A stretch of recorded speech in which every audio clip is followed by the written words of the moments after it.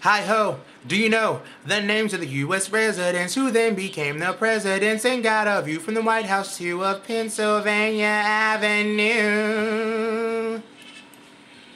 George Washington was first, you see, he once chopped down a cherry tree. President number 2 would be John Adams, and then number 3, Tom Jefferson, stayed up to write the Declaration late at night. So he and his wife had a great big fight, and she made him sleep on the couch all night. James Madison never had a son, and he fought the War of 1812. James Monroe's colossal nose was bigger than Pinocchio. John Quincy Adams was number 6, and it's Andrew Jackson's butt he kicked, so Jackson learns to play politics. Next time he's the one that the country picks. Martin Van Buren, number 8, for a one-term shot as chief of state. William Harrison, how'd he praise that guy was dead in 30 days. John Tyler, he liked country folk, and after him came President Polk. Zachary Taylor liked to smoke, his breath killed friends whenever he spoke. 1850, really nifty, Miller Fillmore's in. Young and fierce was Franklin Pierce, the man without a chin.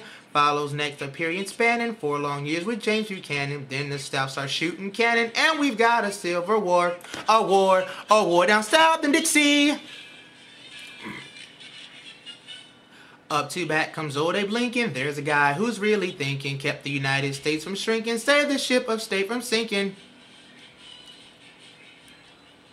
Andrew Johnson's next. He had some slight defects. Congress each would impeach, so the country now elects Ulysses Simpson Grant, who was grieving, raving yet while drinking whiskey, although risky cause he spilled it on his pants. It's 1877 and then Democrats would glow, but they're all amazed when Rutherford Hayes wins by just 1 vote. James Garfield someone really hated cause he was assassinated. Chester Arthur gets instated. 4 years later he was traded for Grover Cleveland, really fat, elected twice as a Democrat. Then Benjamin Harrison. After that, it's William McKinley up to Teddy Roosevelt, Chester San Juan Hill, and President Taft. He got the bill in 1913. Woodrow Wilson.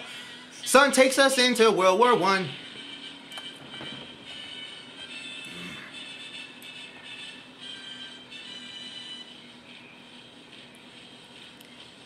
Warren Harding next in line is Calvin Coolidge. He does fine, and then in 1929 the market crashes and we find it's Herbert Hoover's big debut. He gets the blame and loses to Franklin Roosevelt, president who helped us win in World War II.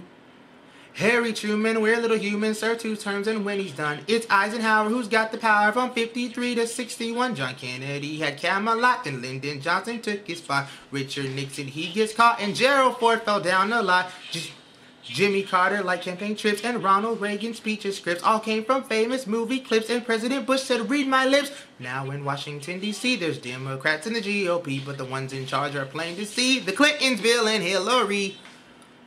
The next president to lead the way, well, it just might be yourself one day.